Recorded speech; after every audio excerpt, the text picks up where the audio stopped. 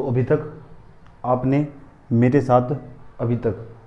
साथ उदारवादी चरण का अंतिम समय चल रहा था। आज उदारवादी चरण पूरी तरह समाप्त हो जाएगा, पूरी तरह। उसकी एक लास्ट हेडिंग बची हुई थी। मैं जिस तरह आपको समझा रहा हूँ केवल आप हूबहू इसी तरह नोट्स बनाइए। ये जो आप पढ़ाई कर रहे हैं ये पीसीएस नहीं, सिविल सर्विस की, ये वनडे एग्ज़ाम की नहीं, सिविल सर्विस की पढ़ाई है। सिविल सर्विस की पढ़ाई कभी भी समय देखकर नहीं की जाती, उसमें सिलेबस देखकर की जाती है। सिलेबस इन्फिनिटिव है। आप इतना सिलेबस कवर कर लेते हैं, इतना सिलेबस रोज़ बन जाता है। जितना सिलेबस आप कवर किए हैं अब तक, इतना सिलेबस रोज़ बन जाता है। तो आप जो सब्जेक्ट आपका चल रहा है, आप उस सब्जेक्ट को भी हल्के में मत लीजिएगा। क्योंकि ये पढ़ाई जो पढ़ाने का तरीका है, मैं चाहूँ तो आपकी मॉडर्न हिस्ट्री 15 दिन में भी ख़त्म कर सकता था। आपको पूरा मजा आता।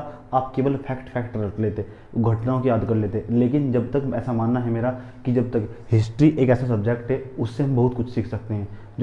यानी चीज़ों को एनालाइज किया जाना चाहिए। क्या उस समय चीज़ सही थी या गलत थी, वर्तमान में हम इससे क्या सीख सकते हैं। जो आप हिस्ट्री सब्जेक्ट पढ़ते हैं उसका पढ़ने का जो अप्रोच कुछ इस तरह होना चाहिए कि आपको उस पिछले, यानी जो हमारा फ्यूचर होता है, फ्यूचर की जो रणनीति बनाई जाती है, वर्तमान सरकार भी ऐसा ही करती है। फ्यूचर की रणनीति जो बनानी होगी हमेशा अपने इतिहास से सीखती है। मोदी जी अपने लेक्चरों में कहीं ना कहीं जब भी बातें करते हैं तो इतिहास का, यानी आप कह सकते हैं स्वतंत्रता संग्राम का उदाहरण देते हैं। आप देखिए, उनके लेक्चर सुनिए, उनके लेक्चरों में उनकी भावनाएं, यानी देशभक्ति की भावनाएं, जो हमारे स्वतंत्रता संग्राम राष्ट्र के जो नेता थे, स्वतंत्रता संग्राम के जो नेता थे, जिन्होंने राष्ट्रीय आंदोलन के जो नेता थे, जिन्होंने इसे आगे बढ़ाया, देश को आज़ाद करवाया, है ना, उसकी हमेशा सीख देते हैं। कितने महान लोग थे वे महान लोग आपको इतिहास में ही सीखने को मिलेंगे। इसलिए इतिहास को आपको छोड़ना नहीं है। इतिहास आपके याद होना चाहिए, पता होना चाहिए। इतिहास एक स्टोरी की तरह पता होना चाहिए। लेकिन यहाँ हम इसे अपने पेपर के लिहाज से एनालाइज करने की कोशिश कर रहे हैं, तो आपको दोनों वे पता होने चाहिए, किस ने क्या किया और क्यों किया, कौन से समय में, समझे। तो ये हमारा पढ़ने का अप्रोच होगा। आज उदारवादी चरण का अभी मैं आपको कुछ मिनट के लिए अभी आपको समझाऊंगा कि उदारवादी जो चरण था उसका सामाजिक आधार क्या था, है ना, उसका सोशल बैकग्राउंड क्या था, सामाजिक आधार क्या था। तो आप कभी में हेडिंग बनाइए सामाजिक आधार उदारवादी चरण के अंदर। उसके बाद उग्रवादी चरण स्टार्ट होगा। उदारवादी चरण का सामाजिक आधार हेडिंग बनाइए सामाजिक आधार।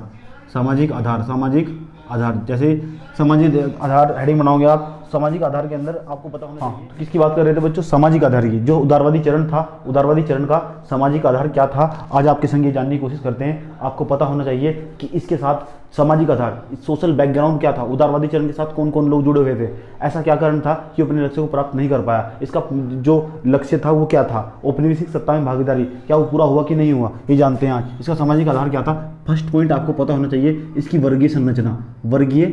नए वर्ड सीखिए मेरे साथ। वर्गीय संरचना का ये मतलब होता है कि इसके साथ कौन कौन सा वर्ग जुड़ा हुआ था। अगर आप देखोगे और पाओगे तो इसके साथ हिंदू, मुस्लिम, सिख, ईसाई, सब हिंदू और मुस्लिम इसके अंतर्गत उदारवादी चरण के अंदर इकट्ठे दिखाई देंगे। यहाँ इनका विभाजन नहीं होगा। इनका विभाजन 1905 के अधिवेशन में इनका विभाजन दिखाई देगा। यानी पूरी जो कम्युनिटी डिवाइड एंड रूल का जो खेल है वो खेला जाएगा अंग्रेजों के द्वारा। लेकिन अभी नहीं, 1905 के समय। अभी तक आपने मेरे साथ केवल 1885 से लेकर 1905 तक के जो महत्वपूर्ण योगदान नहीं, इसका सामाजिक आधार क्या था वो समझ रहे हैं अभी। अब तक प्रमुख अधिवेशन, कार्यक्रम, गतिविधियाँ, ये सब समझने की कोशिश की, है ना। अब आज जानेंगे उग्रवादी चरण, लेकिन पहले से समझिए वर्गीय संरचना में समझिए। प्रारंभ से ही कांग्रेस में आप लिखेंगे, इसमें प्रारंभ से वर्गीय संरचना में लिखिए, वर्गीय संरचना हेडिंग बनाइए, इसमें लिखिए प्रारंभ से ही कांग्रेस में सभी वर्ग सम्मिलित थे। प्रारंभ से ही जब कांग्रेस स्टार्ट हुई थी ऐसा कोई वर्ग नहीं था जो इसके अंदर सम्मिलित नहीं था। आपने देखा, मैंने आपको कुछ प्रमुख अधिवेशन पढ़ाए। प्रमुख अधिवेशन के अंतर्गत कुछ जो मुस्लिम वर्ग था हमारा, मुस्लिम वर्गों ने भी अध्यक्षता की, कांग्रेस के अधिवेशनों की अध्यक्षता की। तो इससे यह पता चलता है कि कांग्रेस के अंदर मुस्लिम वर्ग, ब्रिटिश वर्ग, सभी वर्ग उपस्थित थे, है ना। ब्रिटिश वर्ग, हिंदू तो है थे लेकिन ब्रिटिश वर्ग भी उपस्थित थे। यानी कांग्रेस सभी वर्गों की एक मिला जुला संगठन था। आप लिख सकते हैं, कोई फर्क नहीं पड़ता। आइए और बातें करते हैं आपके पास। लेकिन आपको पता होना चाहिए, परंतु जब आप लिख सकते हैं सम्मिलित थे, सभी वर्ग सम्मिलित थे, लेकिन परंतु आपको सीमाएं भी पता होनी चाहिए। इसकी सीमाएं क्या थी। दो लोग ऐसे थे, एक तो सर सैयद अहमद खां और विलियम ग्रामी। हुसैन विलियम ग्रामी। आप लिखिए परंतु सर सैयद अहमद खां, हुसैन बिलगरामी, ये दो ऐसे व्यक्ति थे जो इस संगठन के साथ नहीं थे, इसके विरोध में थे। कौन सा संगठन? कांग्रेस संगठन, है ना। आप इसे लिख सकते हैं, उदारवादी चरण के साथ नहीं थे, इस तरह कह सकते हैं आप। उदारवादी जो चरण के लोग थे उनके साथ नहीं थे।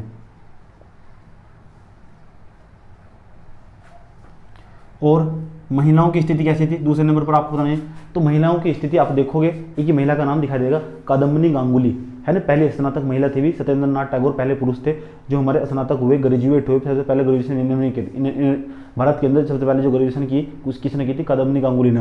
वो भी कांग्रेस के जो अधिवेशन थे उनसे जुड़ी हुई थी कादम्बिनी गांगुली, है ना। एक अधिवेशन में आई थी, मैंने आपको बताया था कि कौन से अधिवेशन में आई थी। आप बताओ कौन से अधिवेशन में आई थी, है ना। वर्गीय संरचना, तो वर्गीय संरचना हमारी क्या होगी? जो वर्गीय संरचना, हिंदू मुस्लिम सब जुड़े हुए थे। इस दो अपवादी बताए, सर सैयद अहमद खां और हुसैन बिलगरामी। जितना जमाता हूँ इतना याद रखना। उसके बाद दूसरे नंबर पर कुछ महिलाएं भी इस संगठन के, कुछ महिलाएं भी इस संगठन से जुड़ी हुई थी। वे कौन कौन सी महिलाएं थी? एक महिला का नाम, यानी आप ऐसे कह सकते हैं कि जो हमारा उदारवादी चरण था, उदारवादी चरण के अंतर्गत महिलाओं की जो स्थिति थी वो सही नहीं थी। महिलाएं सीमित स्तर पर थी, सीमित स्तर पर थी। एक ही महिला का नाम दिखाई देता है, वो कौन है? कादम्बिनी गांगुली, जो पढ़ी लिखी औरत थी, समझे। कादम्बिनी गांगुली। तो कादम्बिनी गांगुली के बाद शहरी वर्ग ज़्यादा था। जो शहरी वर्ग था ना, क्योंकि सारे अधिवेशन शहर में हुआ करते थे, तो इसके अंतर्गत इसमें जो सबसे अधिक मात्रा में जुड़ता दिखाई देगा आपको वो होगा शहरी वर्ग, शहरी वर्ग दिखाई देगा। और शहरी वर्ग के अंदर तभी ये तीन तरह के लोग दिखाई देंगे। एक तो दिखाई देंगे डॉक्टर, लेकिन कम थे, कारण इसका कम थे। डॉक्टर वकील और अध्यापक या टीचर जिसे बोलते हैं। जब ये किसी संगठन से जुड़ना स्टार्ट हो जाएगा ना अधिक मात्रा में, तो याद रखो वो संगठन और उत्ताल तरंग बन जाएगा, तीव्र हो जाएगा या उत्तेजित हो जाएगा, प्रोत्साहित हो जाएगा। जब इस तरह का जो बुद्धिजीवी वर्ग हो उनके साथ चला जाएगा उदारवादी चरण के। लेकिन है था तो, लेकिन सीमित स्तर पर था, है नहीं। आप कह सकते हैं जो शहरी वर्ग था, शहरी वर्ग के अंदर कौन? डॉक्टर, वकील और टीचर, अध्यापक, ये सब सीमित स्तर पर थे,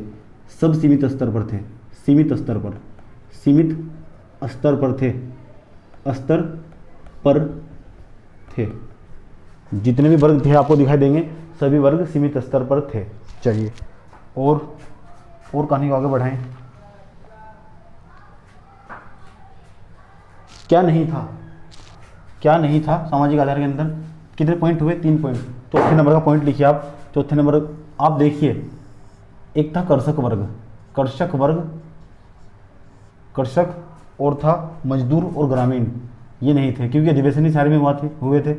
मजदूर और ग्रामीण वर्ग इन अधिवेशन में उपस्थित नहीं थे, कम थे तो, लेकिन कम थे, सक्रिय नहीं थे। आप ऐसे कह सकते हैं सक्रिय नहीं थे। क्या नहीं थे? सक्रिय नहीं थे। कौन? कर्षक वर्ग, मजदूर वर्ग और ग्रामीण वर्ग सक्रिय नहीं थे। एक बात बताओ, जब हमारा जो आंदोलन होगा, कौन सा आंदोलन होगा? आपका आंदोलन नहीं, हाँ, राष्ट्रीय आंदोलन के अंदर जब कर्षक, मजदूर और ग्रामीण वर्ग कम दिखाई देगा तो उदारवादी चरण अपने लक्ष्य में कहीं ना कहीं भटक जाएगा, है ना। क्योंकि जन सहभागिता आज भी आपको पता होगा कि आज भी जो भारत की जनसंख्या ना, आज भी 2/3 आबादी लगभग गांव के अंदर बसती है। गांव के अंदर कौन कौन आएंगे? कर्षक, मजदूर और ग्रामीण वर्ग आएगा। अगर ये किसी से भी संगठन से नहीं जुड़ रहे तो याद रखिए जो हमारा भारतीय राष्ट्रीय कांग्रेस का जो लक्ष्य था, उस लक्ष्य को या उस मुकाम को हासिल करने में प्रॉब्लम तो होने वाली, समझे। तो ये हमारा सामाजिक आधार था। अब आपको कॉपी में नहीं बनानी होगी। उग्रवादी चरण ऐसा क्या हुआ कि 1905 के बाद इसे नाम दे दिया गया उग्रवादी चरण? कारण क्या था आपको बताऊं? उसकी कुछ सीमाएं थी। जो हमारा आपने पढ़ा उदारवादी चरण, उस उदारवादी चरण की कुछ सीमाएं थी, कुछ लिमिटेशन थे। तो उन लिमिटेशन के कारण ही जो एक नई अवधारणा निकल कर आई, ये न्याय के ऊपर से नाम दे दिया गया। उन्होंने अपने आप को ऐसा मानना कि उदारवाद बनने से कोई फायदा नहीं है, कि हम उग्र बनना होगा थोड़ा, कि अंग्रेज ऐसे नहीं मानने वाले, हमें थोड़ा उग्र बनना होगा। तो एक लक्ष्य इतिहासकारों के द्वारा ये इतिहासकारों द्वारा लिखा गया। उन्होंने कहा कि उदारवादी चरण तो एक नए युग का निर्माण हुआ। नए युग का कह सकते हैं, यानी तो आपकी अध्ययन की सुविधा के लिए। तो एक नए युग का निर्माण हुआ, नए समय का निर्माण हुआ। उस चरण एक समय चलना 2-3 साल तक, 5, 6, 7, 1905 से लेकर 1907 तक 2-3 साल तक लगभग एक चरण दिखाई देगा। उस चरण को बोलते हैं उदारवादी चरण, उग्रवादी चरण। उग्रवादी चरण कौन सा चरण? उग्रवादी चरण। उग्रवादी, उग्र का मतलब क्या हुआ? उग्र होना, उत्तेजित होना, है ना, यानी काम को जल्दी करना। तो उग्रवादी चरण दिखाई देगा आपको। एक काम करिए, हमने कुछ दिन पहले आपको एक ब्लॉक बनवाया था, बहुत सारे ब्लॉक बनवाए थे 1885 से लेकर 1947 तक। उसमें दूसरे वाले ब्लॉक को देखिए। दूसरे वाले ब्लॉक पर आप हमने लिखवाया था, उसके ऊपर तीर का चिन्ह खींचकर लिखा हुआ है, यह राष्ट्रीय आंदोलन की प्रथम उत्ताल तरंग थी। उत्ताल तरंग यानी यहाँ से राष्ट्रीय आंदोलन के अंदर जो हमारा राष्ट्रीय आंदोलन है जो 1947 तक चलने वाला है, यहाँ से आपको कुछ तीव्र दिखाई देगा। जो आंदोलन था वो कुछ तीव्र दिखाई देगा। तो इसका जो लक्ष्य होगा वो था स्वराज। जो हमारा दूसरा चरण होगा उग्रवादी चरण, इसका लक्ष्य था स्वराज। आपको बताऊं स्वराज का अर्थ क्या है, पता होना चाहिए। 1905 से लेकर 1907 तक का जो हमारा चरण था उसे उग्रवादी चरण कहते हैं। उग्रवादी चरण का एक लक्ष्य था, जिस तरह जो उदारवादी चरण था उसका एक लक्ष्य था औपनिवेशिक सत्ता में भागीदारी, इस तरह। लेकिन जो उग्रवादी चरण था इसका एक ही लक्ष्य था स्वराज। स्वराज की आज तक भी कोई परिभाषा नहीं है, लेकिन इसकी स्वराज की परिभाषा आपको बाद में दिखाई देगी। लेकिन स्वराज शब्द का इस्तेमाल पहले ही हम कर चुके, काफ़ी पहले कर चुके थे, 1860 में कर चुके थे हम स्वराज शब्द का इस्तेमाल। लेकिन स्वराज तो आप देखिए, तिलक बहुत फेमस हुए, आपने सुना होगा, स्वराज मेरा जन्म सिद्ध अधिकार से मैं लेकर रहूँगा। स्वराज का क्या मतलब होता है? स्वयं का राज। लेकिन आप इसे अभी तो राष्ट्रीय आंदोलन की शुरुआत थी, आप एकदम ऐसा नहीं कह सकते। अभी तो कांग्रेस से बनी थी 1905 से ले 20-25 साल हुए थे। तो आप इस टाइम जो वर्चस्व था पूरे भारत के ऊपर जो वर्चस्व था तो किसका था? वो था अंग्रेजों का। अंग्रेजों का इतना वर्चस्व था, अंग्रेज इतने शक्तिशाली थे, उनके सामने कोई भी नहीं टिक सकता था। इतने शक्तिशाली थे अंग्रेज, कोई भी नहीं टिक सकता था। तो आप इस तरह का जो लक्ष्य स्वराज नहीं रख सकते। स्वराज का मतलब होता है स्वराज। अभी परिभाषा नहीं कह सकते स्वराज की। स्वराज का मतलब ये होगा कि हमें स्वदेशी चीज़ें बनानी होगी, स्वदेशी चीज़ बनानी होगी। अगर ये डस्टर चाइना से आया ना, या मार्कर चाइना से आया, इसका बहिष्कार करना होगा। इसे बोलते हैं स्वराज। स्वराज के अंदर ही आप बहिष्कार आंदोलन, यानी 1905 से लेकर 1907 के समय आप स्वदेशी और बहिष्कार आंदोलन पढ़ने वाले हैं, जिसे हम बंग भंग आंदोलन के नाम से भी जानते हैं, सब पढ़ने वाले। इसके अंदर गहराई में जाएंगे आज बहुत अच्छे तरीके से, है ना। स्वदेशी और बहिष्कार आंदोलन 1905 से 1907 के बीच में हुए। कारण ये था उग्रवादियों के द्वारा किए गए, है ना। इनका लक्ष्य था, इस चरण का जो लक्ष्य रहा ना, वो एक रहा स्वराज। उसके अंदर हम दो आंदोलन पढ़ने वाले एक स्वदेशी आंदोलन के हम बहिष्कार आंदोलन कहते हैं, या उसे बंग भंग आंदोलन भी के नाम से जानते हैं, बंग भंग आंदोलन, समझे। पढ़ने का तरीका क्या होगा? उग्रवादी चरण हेडिंग बनाइए, उग्रवादी चरण 1905 से लेकर 1907 तक। उसके बाद आप इसे कह सकते हैं इसका लक्ष्य क्या होगा? इस चरण का लक्ष्य होगा ना, इस चरण का लक्ष्य होगा क्या? इसका लक्ष्य रहा जो उग्रवादियों का जो लक्ष्य रहा वो रहा क्या? स्वराज। तो अब इस पे लिखिए स्वराज। उसका क्या रहा था? औपनिवेशिक सत्ता में भागीदारी, है ना। इस चरण का लक्ष्य क्या है? इस चरण का लक्ष्य होगा स्वराज। कि स्वराज की डेफिनेशन नहीं है, आगे खुद पता लगने वाली है आपको। आगे भी स्वराज का आएगा। बाल गंगाधर तिलक बड़ा अच्छा कमेंट करते हैं, है ना। चलिए बात करेंगे।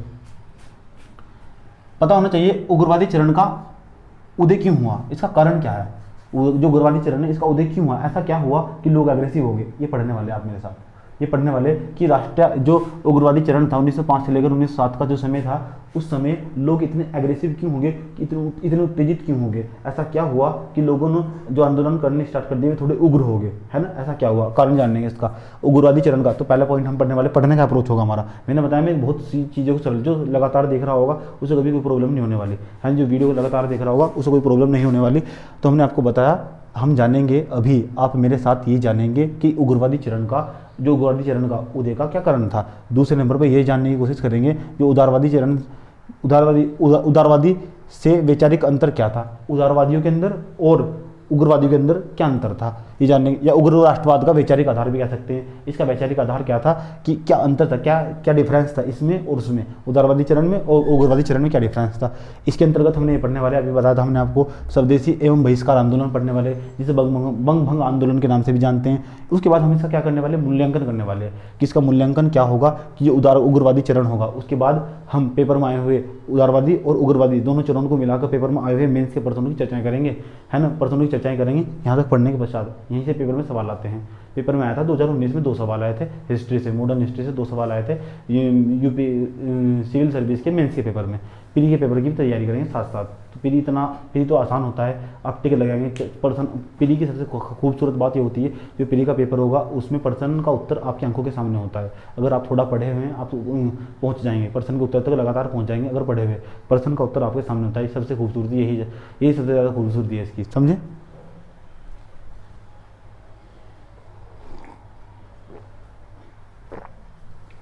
चलिए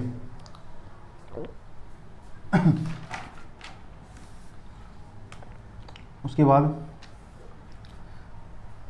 देखो, कोई भी आप चरण पढ़ रहे हो, सबसे पहले तो ये जानना होता है इसकी परिस्थितियाँ क्या हैं, है ना। अगर जब तक आपको उस चरण की परिस्थितियाँ, कैसी कंडीशन है उसकी, क्या कंडीशन थी ये चरण स्टार्ट हुआ, कंडीशन हिंदी में कहते हैं परिस्थितियाँ। यानी भी किसी भी कार्यक्रम हो या अधिवेशन हो या फिर कोई चरण हो, उसकी परिस्थितियाँ, क्या परिस्थितियाँ, परिस्थितियाँ। और क्या पता होना चाहिए उसके बारे में, ये पता होना चाहिए कार्यक्रम, कार्यक्रम। और क्या पता होना चाहिए, परिणाम पता होना चाहिए, परिणाम, परिणाम पता होना चाहिए। और क्या पता होना चाहिए,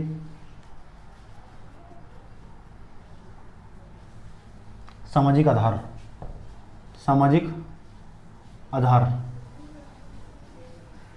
देखो यहाँ से आपको क्या समझ में आएगा, परिस्थितियाँ, कार्यक्रम, परिणाम और सामाजिक आधार, इस तरह के जो टॉपिक दिखाई देंगे ना, है ना, इस तरह के वे मेंस के लिए होंगे। और जो फैक्चुअल टॉपिक होंगे, स्वदेशी बहिष्कार आंदोलन, कारण, उदय, कब, कहाँ, इस तरह कैसे, जो चीज़ कैसे वो आएगी मेंस में, जो कहाँ, कब, क्यों, ये आएंगे सब प्री के अंतर्गत। तो प्री और मेंस दोनों को इकट्ठा करके पढ़िए, नौटंकीबाजी मत कीजिए, समझे। अब बात करते हैं आप मेरे संग उदारवादी चरण का उदय। पहले हेडिंग बनाइए, उदारवादी चरण का उदय, उग्रवादी चरण का उदय, उग्रवादी चरण का उदय। इसमें बताने की कोई आवश्यकता नहीं है कि यह 1905 से लेकर 1907 तक चला। जो आपका उग्रवादी चरण था, उग्रवादी चरण को आप गर्म दल भी कह सकते हैं। इसके अंदर जो नेता दिखाई देंगे आप उसको गर्म दल के नेता भी कह सकते हैं। तो उग्रवादी चरण का उदय 1905 से लेकर 1907 तक, उग्रवादी चरण का उदय 1905 से लेकर 1907 तक। कारण पता होना चाहिए। आइए जानते हैं इसके क्या क्या कारण थे, ऐसा क्या हुआ कि उग्रवादी चरण का उदय हुआ। क्या उदारवादी चरण, इससे पहले वाला जो चरण पढ़ा आपने 1885 से लेकर 1905 तक का जो चरण पढ़ा, क्या वह सफल हुआ था? हाँ हुआ था, लेकिन सीमित सफलता थी उसकी, है ना। जब उसकी सीमित सफलता थी तो आगे तो कोई मतलब आंदोलन को बढ़ाना ही होगा। तो इसलिए यही कारण था कि जो उदारवादी उसका भी, इस चरण की अगर बात करें, इसका उदय क्यों हुआ, उग्रवादी चरण का उदय क्यों हुआ, तो इसके पीछे का अगर बैकग्राउंड में जाए तो आप जानोगे जो उदारवादी चरण था, उदारवादी चरण अपने लक्ष्य को हासिल करने में सीमित सफलताएं प्राप्त की उसने। यही कारण था कि उग्र होना पड़ा, लोगों को उग्र होना पड़ा। तो पहला कारण जानिए आप कि लोगों को उग्र क्यों होना पड़ा। तो आप पहले पॉइंट इसके अंदर उग्रवादी चरण का उदय, इसके अंदर पहले पॉइंट में आप लिख सकते हैं, इस तरह लिखिए पहले पॉइंट के अंदर, उदारवादी चरण की सीमित सफलता, उदारवादी चरण की सीमित सफलताएं थी, उदारवादी चरण की सीमित सफलताएं थी। और कार्यक्रम तो बड़ी खतरनाक थे। कार्यक्रम, जो इनके कार्यक्रम हुआ करते थे ना, वे शहरों के अंतर्गत हुआ करते थे। जब शहरों के अंतर्गत हुआ करते थे तो क्या तो होता था, वहाँ जो गांव के ग्रामीण वर्ग और कृषक वर्ग और मजदूर वर्ग था, वो इनकी जो बैठक हुआ करती थी उसके अंतर्गत पूरी तरह नहीं पहुँच पाता था, है ना। यही कारण था कि जो उग्रवादी चरण का उदय हुआ। एक तो ये कारण था। कुछ तत्कालिक कारण भी होगा, कुछ तत्कालिक कारण भी तो होगा, बताऊंगा आपको। कुछ तत्कालिक कारण क्या होगा? तत्कालिक कारण होगा बंगाल का विभाजन। जो कर्जन था, कर्जन के कारनामे, लॉर्ड कर्जन था, लॉर्ड कर्जन के कारनामे। हमने आपको बताया था लॉर्ड कर्जन का स्वागत किसने किया था, कौन से अधिवेशन में आए थे लॉर्ड कर्जन, ये पता होना चाहिए आपको, समझे। पहला पॉइंट आप लिखिए, पहला पॉइंट में आपने लिख लिया होगा कि उदारवादी चरण की सीमित सफलता थी। कार्यक्रम और कार्यक्रम भी लिख देना। दूसरे नंबर पर आपको पता होना चाहिए, दूसरे नंबर पर वैचारिक रणनीति की तलाश। वैचारिक रणनीति की तलाश, क्या मतलब है इसका? वैचारिक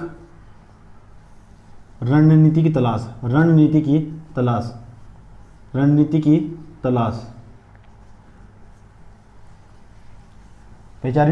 रणनीति की तलाश।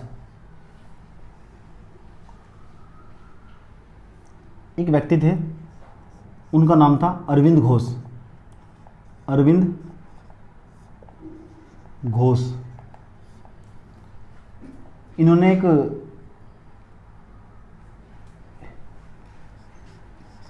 पंपलेट निकाला, पंपलेट मतलब एक न्यूज़पेपर निकाला, और उसका नाम था न्यू, लेख लिखा उन्होंने, लेख लिखा न्यू, एक अखबार के अंदर इंदु प्रकाश, जिस अखबार के अंदर इन्होंने एक लेख लिखा उसका नाम था इंदु प्रकाश। इंदु प्रकाश के अंदर इन्होंने लेख लिखा, एक लेख लिखा, उसके अंदर लिखा new lamp for the old India. New lamp for old India, बूढ़ों के लिए प्रकाश, इसे कहते हैं बूढ़ों के लिए प्रकाश। चलिए, तो जो उग्रवादी चरण था, इसके अंतर्गत क्या होगा, ये कांग्रेस पर टिप्पणी करने वाले। अरविंद घोष ने लिखा इंदु प्रकाश के अंतर्गत new lamp for old India, इसका मतलब बूढ़ों के लिए प्रकाश। उन्होंने कांग्रेस पर मतलब कांग्रेस की आलोचना की। अरविंद घोष ने यह बताया कि ये बूढ़ों की एक सभा, बूढ़ों की बैठक भी कह सकते हैं। चलिए, और कौन यही नहीं आरोप लगा रहे, यही आरोप नहीं लगा रहे, अश्वनी कुमार भी आरोप लगा रहे।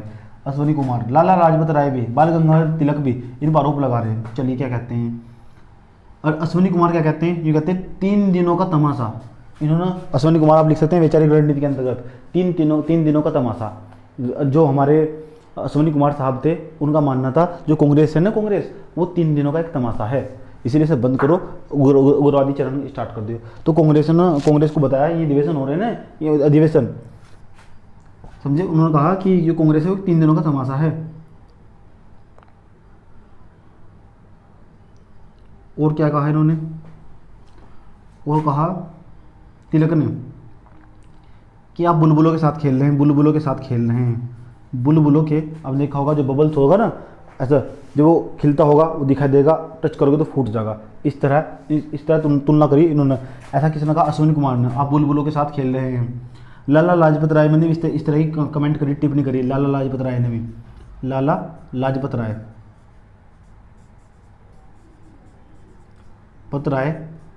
है ना, उन्होंने 1906 में कांग्रेस की उत्पत्ति का उन्होंने अपनी बुक लिखी, बुक के अंतर्गत ये सारी बातें लिख डाली कांग्रेस की उत्पत्ति की। उन्होंने बताया कि जो कांग्रेस की उत्पत्ति ना, वो ब्रिटिशों को बचाने के लिए सुरक्षा बल का सिद्धांत दिया। तो इन ऐसे थे जो क्रिटिकल थे। बाल गंगाधर तिलक भी थे, बाल गंगाधर तिलक ने भी कमेंट किया, बाल गंगाधर तिलक थे ना, उन्होंने भी कमेंट किया। चलिए, एक तो लाल और बाल और पाल के नाम से जानते हैं ना, लाल बाल पाल, लाल लाला लाजपत राय उग्रवादी नेता बोलते हैं ना, लाल तो मतलब लाला लाजपत राय, बाल मतलब बाल गंगाधर तिलक, पाल मतलब विपिन चंद्र पाल का भी नाम जानते हैं, है ना। आगे बात करेंगे इनकी।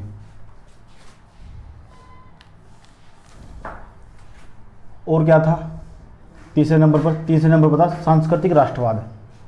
सांस्कृतिक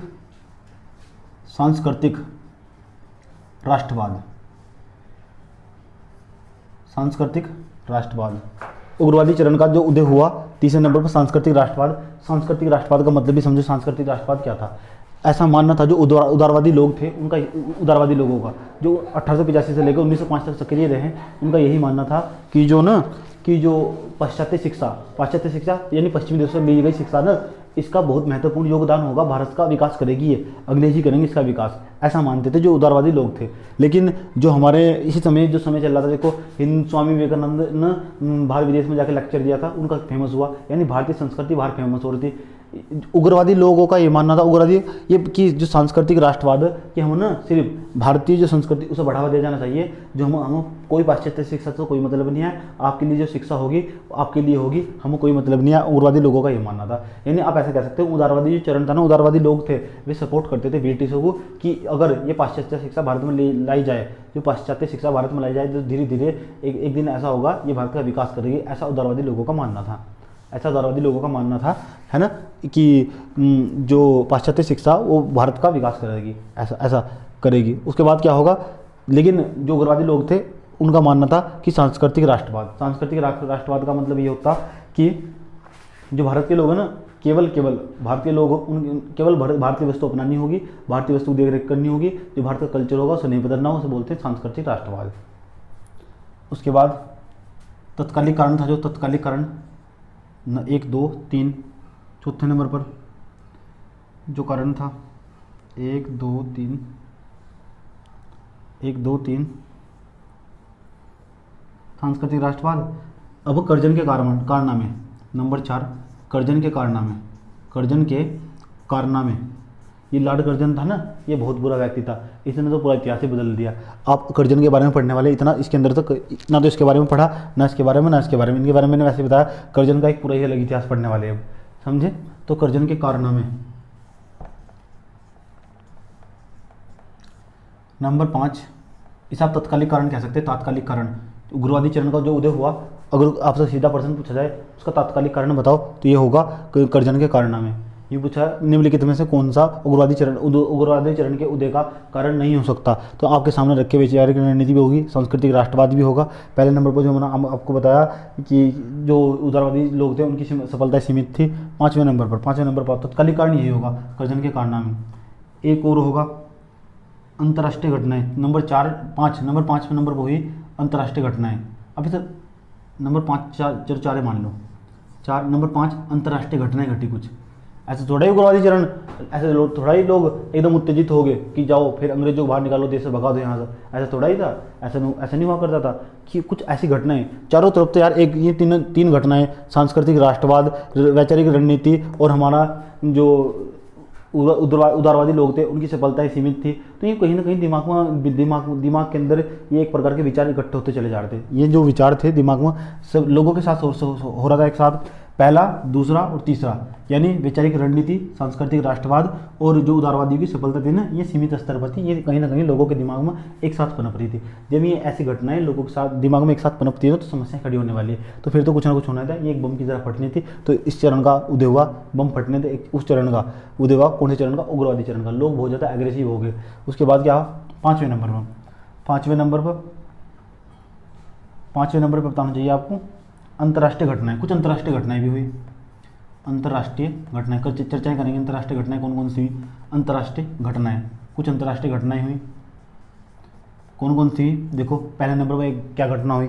ये हुई 1896 में ना, इथोपिया में इटली को पराजित कर दिया। एक बात बताओ, इटली एक यूरोपियन देश है। यूरोपियन कौन? अंग्रेज। इथोपिया ना अफ्रीका के अंदर एक छोटा सा देश है, 1896 में से पराजित कर दिया। 1896 का समय आसपास का।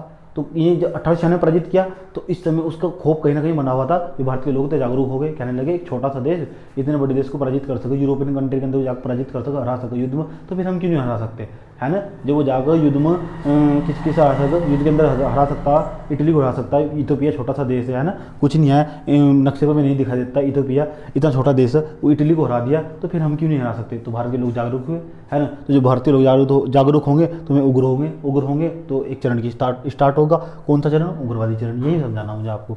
ये तो पढ़ रहे उग्रवादी चरण का उदय, यही तो पढ़ रहे। अंतर्राष्ट्रीय घटनाएं हुई तो आप लिखो 1896 में इथोपिया ने इटली को पराजित किया, है ना। दूसरे नंबर तो आप ये पराजित किया हमने यहाँ क्यों लिखा है? क्यों? तो जब तो लोग उत्तेजित होंगे, तब तो लोग प्रोत्साहित होंगे, तब तो लोग जागरूक होंगे, अवेयरनेस आएंगे उनके अंदर। 1905 में जापान ने रूस को पराजित किया। वाओ, वेरी गुड, शाबाश। 1905 में जापान ने रूस को पराजित किया। जापान ने रूस को पराजित किया। अब देखो जापान ने रूस को पराजित कर दिया 1905 ईस्वी में। जो जापान ने रूस को पराजित कर दिया तो हालत क्या रही होगी, भारतीय लोग क्या सोच रहे होंगे। जो भारत के अंदर पहले तो महीने वाइज अखबार आते थे, उनके अंदर सूचनाएं मिलती थी जापान ने रूस को पराजित कर दिया। रूस इतना बड़ा देश, जापान इतना छोटा सा देश। तो आप अंदाजा लगा सकते हैं जब रूस को पराजित करता होगा जापान, एक छोटा सा देश बड़े देश को पराजित कर सकता है, तो फिर हम क्यों नहीं उग्र हो सकते। तो लोगों के अंदर कहीं ना कहीं उत्तेजना आई, है ना। लोग जागरूक हुए। पहला, दूसरा, तीसरा और पाँचवें नंबर का ये पॉइंट ऐसे थे जो बैकग्राउंड में लगातार एक साथ चल रहे थे। ये लोगों को एग्रेसिव, उत्तेजित बना रहे थे, है ना। छठे नंबर का पॉइंट आपको याद रखना, बंगाल का विभाजन हुआ। देखो कर्जन के कारनामे और बंगाल का विभाजन तात्कालिक कारण था।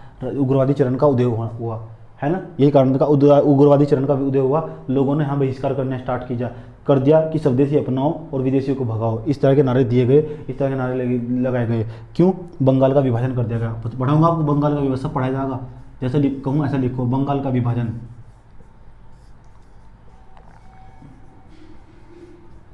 एक देश के अंदर दो देश बना दिए गए, ऐसा नहीं करना चाहिए था। चलो कोई बात नहीं, करना चाहिए था तो फिर किस तरह करना चाहिए था ये भी हम आपको बताएंगे। अगर हम होते उस समय तो कैसा करते, है ना, लॉर्ड कर्जन की जगह अगर हम होते तो कैसा करते। बेटे सिविल सर्विस की पढ़ाई, किसकी, सिविल सर्विस की पढ़ाई सिलेबस देख कर नहीं होती, सब टाइम देख कर नहीं होती, सिलेबस देख को होगी।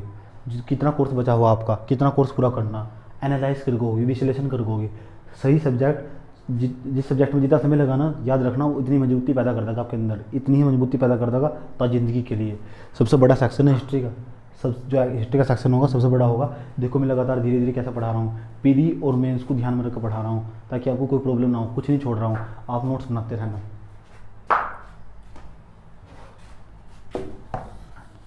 तो तात्कालिक कारण पूछा जाए आपसे कि उग्रवादी चरण का जो तात्कालिक कारण क्या था, तो आप बता दोगे उग्रवादी चरण का तात्कालिक कारण कर्जन के कारनामे थे और बंगाल का विभाजन था, है ना, तात्कालिक कारण। कुछ अन्य कारण नहीं बताए हमने आपको, अन्य कारण नहीं बताए कि जो उग्रवादी चरण था, उग्रवादी चरण के कुछ अन्य कारण क्या थे।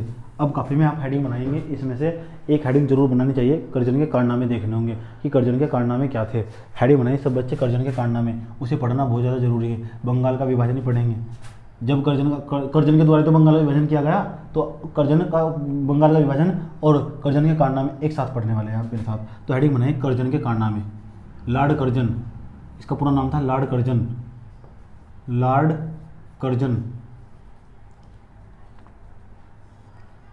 के कर्जन, ऐसे भी लिख सकते कर्जन के कारनामे।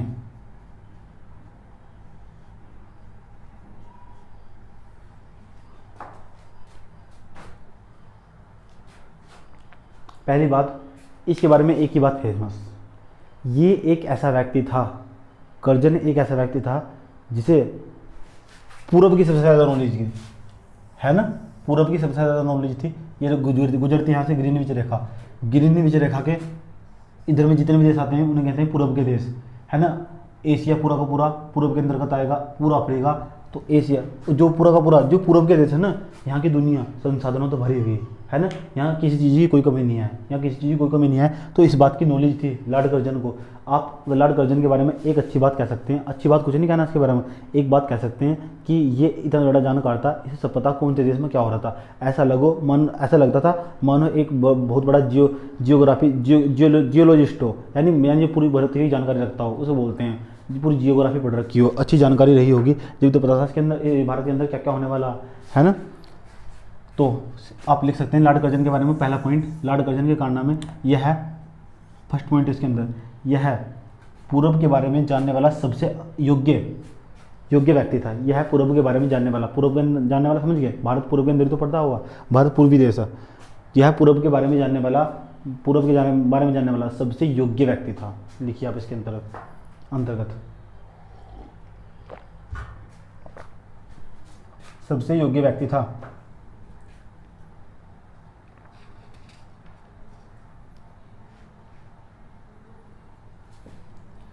दूसरे नंबर में क्या हुआ, 1898 में कर्जन के कारनामे पढ़ रहे हैं ना, 1899 में दूसरे पॉइंट में लिख लो आप 1899 में कारनामे देखो क्या थे कारनामे, वो तो मैंने इसका पॉइंट बताया आपको, कर्जन की तारीफ कर दी। 1899 में क्या हुआ, 1899 में ये हुआ कलकत्ता पे म्युनिसिपल एक्ट लाया गया, म्युनिसिपल एक्ट लाया गया जो 1892 का भारत शासन परिषद अधिनियम था, जिसके अंतर्गत निर्वाचित सदस्यों की संख्या, भारतीय निर्वाचित सदस्यों की संख्या अधिक करती गई थी, उन्हें घटा दी गई, प्रतिनिधित्व की संख्या घटा दी गई, भारतीय लोगों की संख्या घटा दी गई लॉर्ड कर्जन के द्वारा। समस्या खड़ी हो रही, होने दो। 1899 में म्युनिसिपल एक्ट लाया गया और आप लिखो लाया गया और निर्वाचित सदस्यों की संख्या कम कर दी गई, निर्वाचित सदस्यों की संख्या कम कर दी गई। इसलिए इस दिवस को हम काला दिवस के रूप में मनाते हैं, काला दिवस के रूप में। कौन सा दिवस, काला दिवस, काला दिवस के रूप में मनाते हैं। चलिए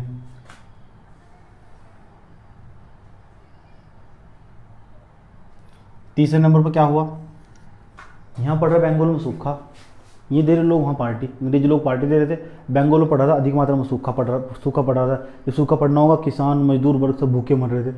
ये लोग पैसा लगा रहे, नए नए टाउन हॉल बना रहे, नए नए नए नए शॉपिंग मॉल बना रहे, इस तरह बना रहे अधिक मात्रा में, तो पैसा वहाँ खर्च कर रहे, तो भारतीय जनता नाराज़ तो होनी ही थी। जो भारतीय जनता थी पश्चिम बंगाल, बिहार, उड़ीसा इधर की जो जनसंख्या थी वो नाराज़ तो होनी, तो नाराज़ होगी तो उग्रवादी चरण में योगदान देगी, तो घबराना काहे का।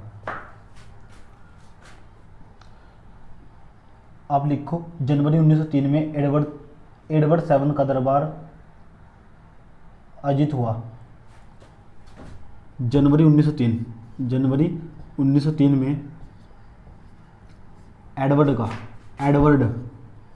एडवर्ड ये भी एक यूरोपियन था, एडवर्ड सेवन का नाम था इसका है, एडवर्ड सेवन का दरबार आयोजित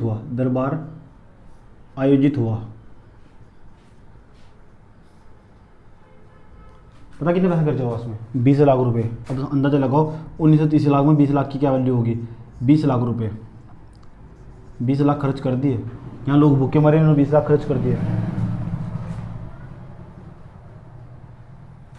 विक्टोरियल मेमोरियल हॉल एक बनाया गया, विक्टोरियल मेमोरियल हॉल, विक्टोरियल मेमोरियल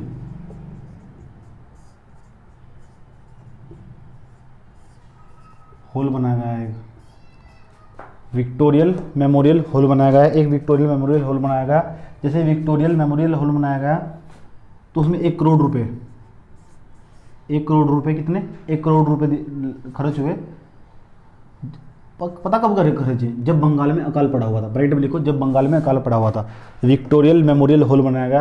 ऐसे ऐसे मूवीज हॉल बना रहे, लेकिन उन्होंने ये हॉल बना रहे, लेकिन इस समय बंगाल में अकाल पड़ा हुआ, तो समस्या तो खड़ी होने वाली है ना। ये करजन के कारनामे थे, ये सारा काम करजन के कारनामे हुआ। और क्या हुआ, और देखते हैं क्या कराया इसने। नंबर 4, 1904 में कलकत्ता विश्वविद्यालय अधिनियम बनाया गया। 1904 में एक नियम ले गया, कलकत्ता विश्वविद्यालय अधिनियम।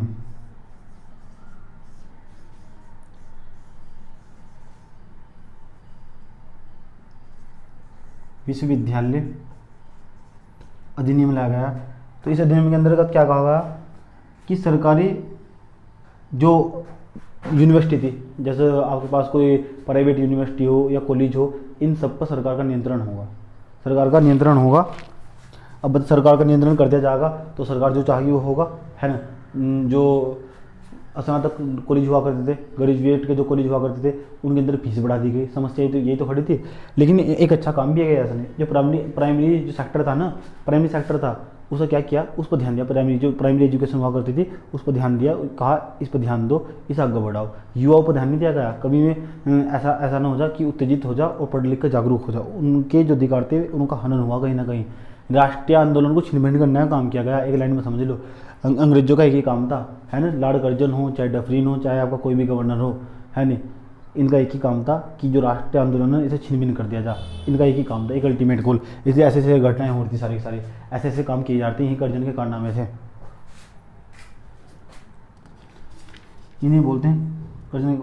आप लिखो यहाँ प्राइमरी एजुकेशन पर खर्च किया गया, प्राइमरी एजुकेशन पर खर्च किया गया। आप लिखो कि प्राइमरी एजुकेशन पर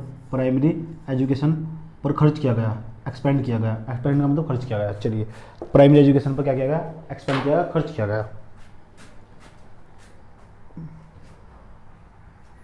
और क्या किया इसने, ये कजनी कारनामे थे। एक गुरु थे, एक मिशन आया, यंग हस्बैंड मिशन, उसे बोलते हैं young husband mission, young husband mission. इसके अंतर्गत क्या हुआ, जो तिब्बत के बौद्ध गुरु थे ना, तिब्बत चाइना वाला क्षेत्र, तिब्बत उत्तराखंड के पास ही बैक साइड में चले जाओ, वही दिखाई देगा। तिब्बत के बौद्ध गुरु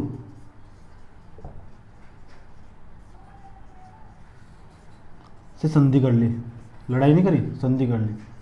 संधि मतलब समझौता, कि तुम हमारे पास लड़ाई नहीं करनी। इस सारी घटनाएं पता होनी चाहिए आपको। चलिए, एक सबसे जो खतरनाक काम किया लॉर्ड कर्जन ने, वो क्या किया, बंगाल का विभाजन। यही सबसे बड़ी समस्या थी। यहाँ से लोग उत्तेजित हो जाएंगे, जैसे उत्तेजित होंगे तो वे आंदोलनों में बढ़ चढ़ के हिस्सा लेने वाले, अब यही होने वाला।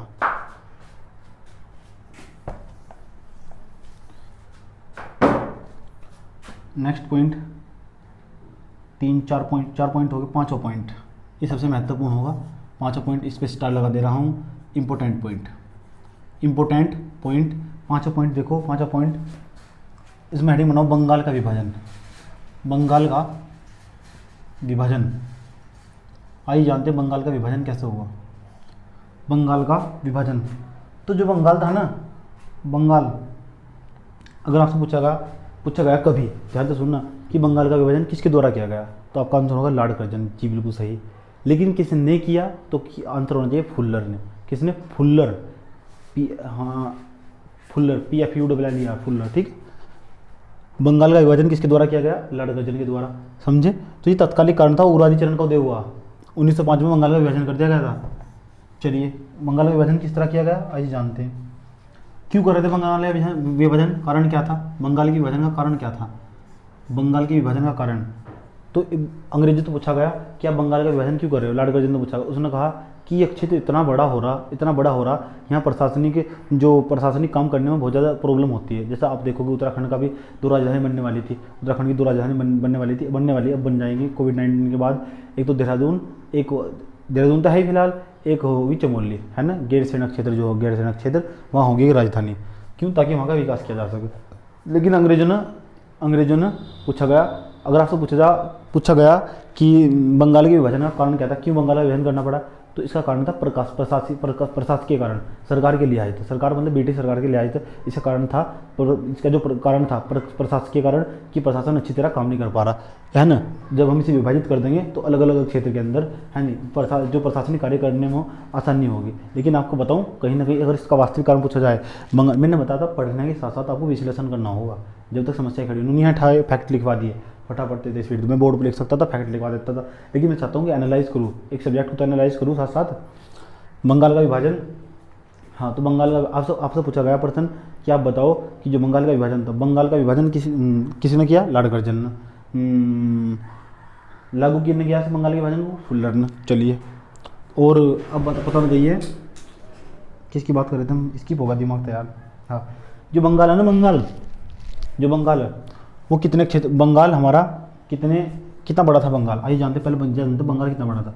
अगर आप देखो बंगाल इतना बड़ा था, ब्रिटेन तो बड़ा बैठा है, अगर इसे इकट्ठा कर दो, एक तो बांग्लादेश, आधुनिक समय तो बता रहा हूँ, एक तो बांग्लादेश, एक तो हमारा बिहार था, बिहार वर्तमान समय की बात बता रहा हूँ, बिहार इतना बड़ा था, ये हमारा बंगाल उस टाइम पर, बिहार प्लस उड़ीसा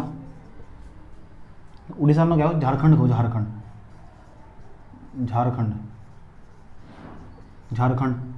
और कौन सा था, और था हमारा पश्चिम बंगाल, इतना बड़ा था पहले बंगाल। देखो इसका सबका विभाजन कर दिया गया, प्लस आसाम बीच में आता था पहले, देखा इतना बड़ा था बंगाल। इसका विभाजन किया गया किसके द्वारा? लॉर्ड कर्जन के द्वारा। किसने किया? फुल्लर ने किया। और उसके बाद हमारा इसका कारण क्या था? बंगाल के विभाजन का कारण क्या था? प्रशासकीय कारण। इतना बड़ा क्षेत्र प्रशासनिक कार्य करने में तो भारी हो गई। अब देख लो बांग्लादेश भी पूरा इसके अंदर सम्मिलित था, तो उन्होंने बांग्लादेश से अलग कर दिया, है नहीं, बिहार अलग, पश्चिम बंगाल अलग, और असम अलग, झारखंड अलग, ये अलग कर दिए गए, सब अलग अलग कर दिए गए। ये बंगाल का विभाजन हुआ किसके द्वारा किया गया? लॉर्ड कर्जन के द्वारा। कब किया गया? 1905 में। डेट क्या थी सब बताएंगे, घबराना मत, समझे। 20 जुलाई थी, 20 जुलाई, 7 अगस्त। अगर आपसे पूछा जाए इसका कारण, बंगाल के विभाजन का कारण सरकार के लिहाज से देखा जाए तो कौन सा होगा? प्रशासकीय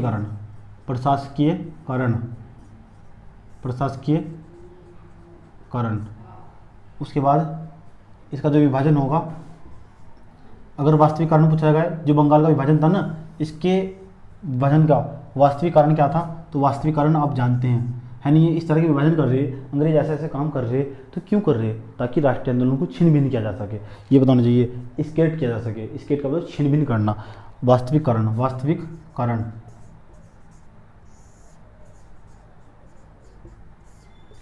वास्तविक कारण क्या था इसका? तो वास्तविक कारण एक ही कारण था इसका। वास्तविक कारण कौन सा कारण था?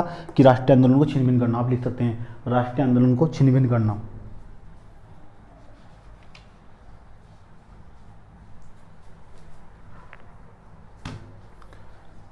अब बंगाल का विभाजन हुआ तो नहीं, अभी बताया क्या कारण था कि बंगाल का विभाजन हुआ, है नहीं। वास्तविक कारण क्या था इसका? वास्तविक कारण था राष्ट्रीय आंदोलन को छिन्न भिन्न करना, या प्रशासकीय जो अंग्रेज जो मानते थे उनका मानना था कि प्रशासन के कारण यहाँ का जो विकास करने में असुविधाएं हो रही।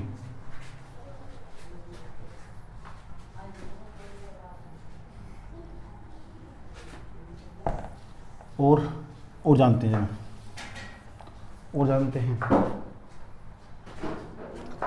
अब बंगाल का विभाजन होगा, लेकिन बंगाल के जो विभाजन का प्रस्ताव है ना वो 1860 में रखा गया। प्रस्ताव था जो उसका प्रस्ताव, आप लिख सकते हैं। और नील आयोग आया था, जब नील आयोग आया था, पढ़ाऊंगा आपको क्या हो नील आयोग। नील आयोग आया था, कमीशन आया था नील आयोग, तो नील आयोग के अंतर्गत ही इसका प्रस्ताव रखा गया था। लेकिन प्रस्ताव जब रखा गया है 1860 में बंगाल के विभाजन का प्रस्ताव रखा गया था, ऐसे थोड़ा कर दिया बंगाल का विभाजन, बहुत लंबी प्रक्रिया चली आ रही थी। लेकिन 1860 में क्या होता, कंडीशन परिस्थितियाँ इतनी खतरनाक थी कि चाहकर बंगाल का विभाजन नहीं कर सकते थे। आपको बताऊँ जब बंगाल का विभाजन किया गया ना, तो जो ब्रिटिश इनके पक्ष में थे उन्होंने भी विरोध किया, न्यूज़पेपर में अलग अलग आर्टिकल अलग अलग न्यूज़ छापी, है ना, इनका विरोध किया। किसका? सरकार का विरोध किया कि बंगाल का विभाजन नहीं करना चाहिए, ये तो एक प्रकार तो घोर अन्याय है, ऐसा काम करना नहीं चाहिए, समझे। 1860 में प्रस्ताव नील आयोग में आया था, लेकिन क्या हुआ, प्रस्ताव पारित नहीं हो पाया। फिर बात चलती है कब, 1905 में। लेकिन क्या हुआ, 1905 में ये प्रस्ताव पास हुआ। 1905 में प्रस्ताव पास हो ही गया और बंगाल का विभाजन कर दिया गया। आज लिखते हैं बंगाल का विभाजन कर दिया गया, बंगाल का विभाजन कर दिया गया, विभाजन कर दिया गया। अब आप सोच रहे होंगे बंगाल का जब विभाजन कर दिया गया तो फिर क्या हुआ होगा, है ना। आइए वही समझते हैं। बंगाल का विभाजन, बंगाल का विभाजन, बंगाल का विभाजन। तो बंगाल का जो विभाजन होगा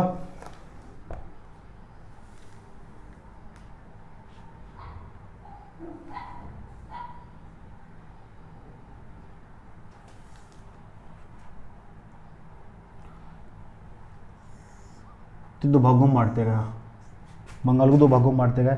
एक तरफ था हमारा पूर्वी बंगाल, जिसे बांग्लादेश बोलते हैं, पूर्वी बंगाल ऐसे बांटा गया। पूर्वी बंगाल, मेमनसिंह, 24 परगना, असम और चिटगांव। पूर्वी बंगाल लिख लो, पूर्वी बंगाल, मेमनसिंह क्षेत्र के नाम है, 24 परगना, चिटगांव, असम क्षेत्र। इनकी राजधानी थी ढाका। राजधानी क्या थी? ढाका। अच्छा, उसके बाद किसने किया विभाजन? इस तरह का जो विभाजन किया कि इस तरह होना चाहिए, इस क्षेत्र को दो भागों में बांट दो। पूर्वी बंगाल बांट दिया, चिटगांव, मेमनसिंह, 24 परगना, राजधानी थी ढाका। ये काम किया फुल्लर ने। किसने? फुल्लर ने किया ये काम। एक बनाया पश्चिम बंगाल, उसकी राजधानी थी कलकत्ता, जो आज भी वही है।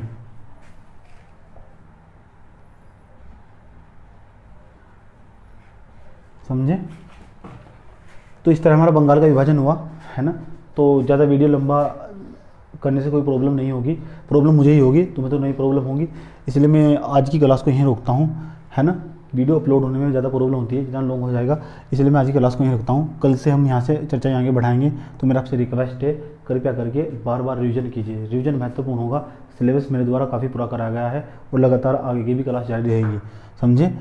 लगातार आगे भी क्लास जारी रहेगी। तो आज हमने बंगाल के विभाजन तक देखा, कल जानेंगे कि बंगाल के विभाजन को पूरी अच्छी तरह कंगाल फेंकेंगे, है ना। कल 2 वीडियो और आएंगे। 2 वीडियो के पश्चात आपका उग्रवादी चरण भी समाप्त हो जाएगा।